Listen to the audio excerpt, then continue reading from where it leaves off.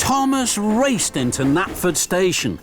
Hiro was waiting, all alone. Thomas gasped. Cinders and ashes! I haven't found a welcome present for Hiro, and I haven't told anyone about the party. This won't make Hiro happy. Thomas felt terrible. Then his boiler bubbled and his wheels whirred. Hello, Hiro. Goodbye, Hiro. And Thomas steamed swiftly out of the station. Thomas puffed to Farmer McColl's. Emily, chuff as fast as you can to Knapford. The Fat Controller is having a welcome party for Hiro. Tell everyone you pass. Thomas, I've had a marvellous idea for a special present for Hiro. I'm sure he would like a bright, shiny dome.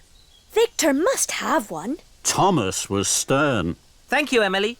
Now is not the time to find presents. You must hurry. And Thomas chuffed quickly away. Mavis, Toby, James and Henry were still at the quarry.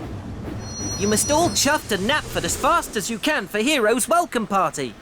Thomas, I think I know exactly what Hiro would like as a special present. A new glowing lamp. That would be very special. Thomas was firm. Thank you, Henry. Now is not the time to find presents. You must hurry. And Thomas pumped his pistons and puffed away. Kevin, please tell all the engines to race to Knapford for Hiro's party. My friend, Kevin and I have been thinking, what about a new, shiny buffer for Hiro? I think Hiro would find that very special. Don't you think so, boss? Thomas? Thomas knew what he thought. I think now is not the time to find presents. Thank you, but you must tell the engines to hurry, please. And Thomas pumped his pistons and puffed away. Thomas clickety-clacked down the track this way and that, telling his friends all about the party. Thomas puffed into Knapford Station. His face was red and his firebox glowed. Thomas, where have you been? Hiro's welcome party is almost over. I'm sorry, sir. I was trying to find you a welcome present, Hiro. Something special from Sodor. But I couldn't find anything. I'm sorry. Hiro smiled. Thomas, my friend, you must not worry. My welcome present is right here. Being with my friends is the biggest present of all. And the most special present from Sodor. There is nothing more special. Then Thomas smiled and smiled. He knew Hiro was right, and so did all his friends. Thomas puffed up to the Whispering Woods. Edward was there. Edward had brought children to visit the woods. Then he was to take them to the party. Hello, Edward. Hello, Thomas. You look worried.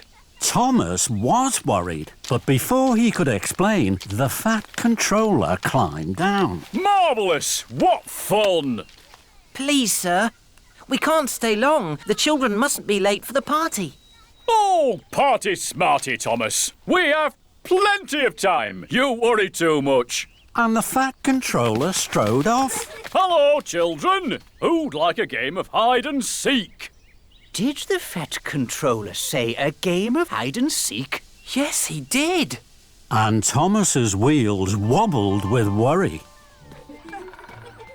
The Fat Controller played hide and seek for a long time. He was very happy. So were the children. Edward was puzzled. The Fat Controller never plays hide and seek. I know. And what's that on his face? A moustache. It just appeared. Today, the Fat Controller doesn't seem like the Fat Controller at all. Just then, the Fat Controller came back.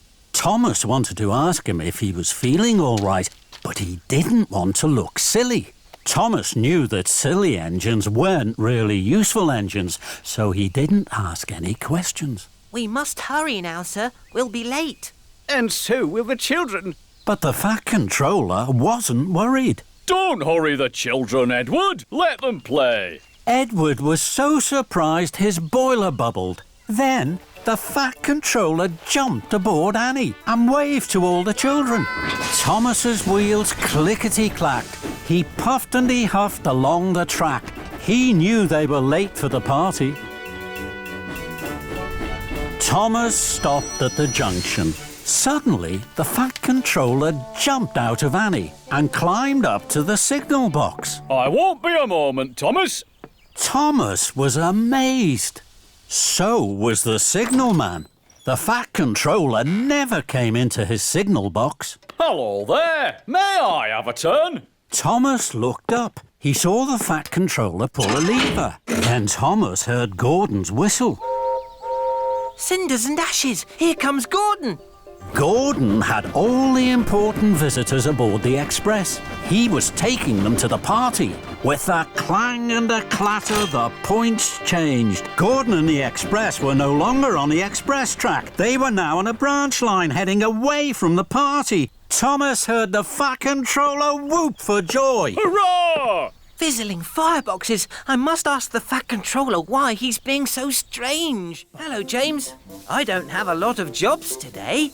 Shall I deliver your heavy load of wood and barrels for you? You can stay here at the washdown. Then you'll be perfectly polished for the party. James thought this was a very good idea. Thank you, Thomas. So James was uncoupled from the heavy flatbed of wood, and Thomas was coupled up. The flatbed was heavy. Huffing and puffing, Thomas set off for the docks. Thomas chuffed back into the docks. You again? What are you doing with that wood? This flatbed is very heavy. I'm sure you can't lift it. Cranky looked at the flatbed of wood and barrels. I'm sure I can. Cranky's hook swung low over the wood. Thomas watched and waited. With a creak and a crank and a crank and a creak, Cranky raised the flatbed into the air. Thomas's boiler buzzed. Told you so. You're still creaky cranky. And you're still Tiny Thomas. That made Thomas very cross. I will prove Cranky wrong and still have time to deliver the eggs. I'm sure Henry had an even heavier load. I'll go and find Henry. So Thomas steamed stormily away.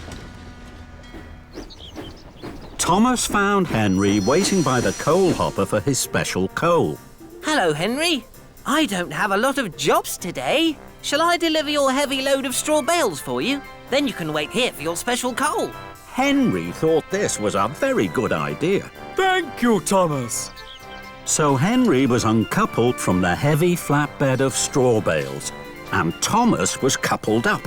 The flatbed was very heavy. Huffing and puffing, Thomas set off once more for the docks. Soon, Thomas puffed back into the docks. You again? Now what are you doing with those straw bales? This flatbed is very, very heavy. I'm sure you can't lift this. Cranky looked at the flatbed of straw bales. I'm sure I can. Cranky's hook swung low over the straw. Thomas watched and waited. With a creak and a crank and a crank and a creak, Cranky raised a flatbed of straw into the air. Thomas's funnel fizzed. Told you so. You're still creaky cranky. And you're still Tiny Thomas. That made Thomas even crosser. More than ever, Thomas wanted to prove Creaky Cranky wrong. He had to find the heaviest thing he could. One morning, James was about to puff out of Tidmouth's sheds. The Fat Controller arrived to see him. James, you ought to have a new coat of paint. You must puff straight to the steamworks. James was pleased. Thank you, sir.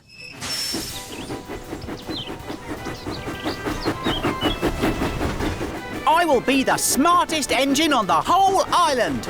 James whistled with pride. James puffed proudly into the steamworks. The workmen were waiting.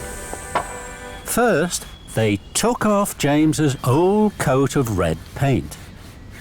Then they applied a special pink paint. The pink paint was to go under the new red coat. It was to keep the water out. Soon James was covered from fender to firebox in bright pink paint. Just then the Fat Controller arrived. My granddaughter is having her birthday party today. Emily was to pick her up at Mithwaite Station, but she has broken down. The other engines are busy. You must collect the children and take them to the party. But, sir, I'm not ready. You're quite ready enough, James. Leave right away. The party starts at tea time. You mustn't be late. The Fat Controller left. James was upset. Oh, no. Pink is a silly colour.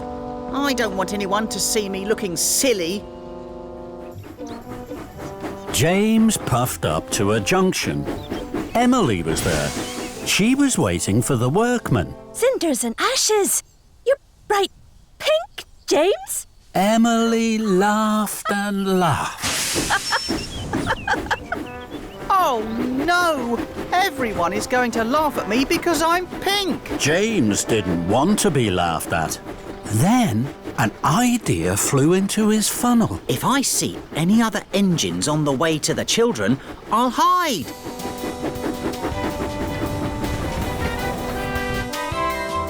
James chuffed through the countryside. Ahead, he could see Toby puffing along the track. I don't want Toby to see my pink paint. He'll think I'm silly. I'll hide under this tree until he's gone. So James chuffed under the branches of a willow tree. Toby puffed slowly towards him. James kept as quiet as he could so that Toby wouldn't hear him.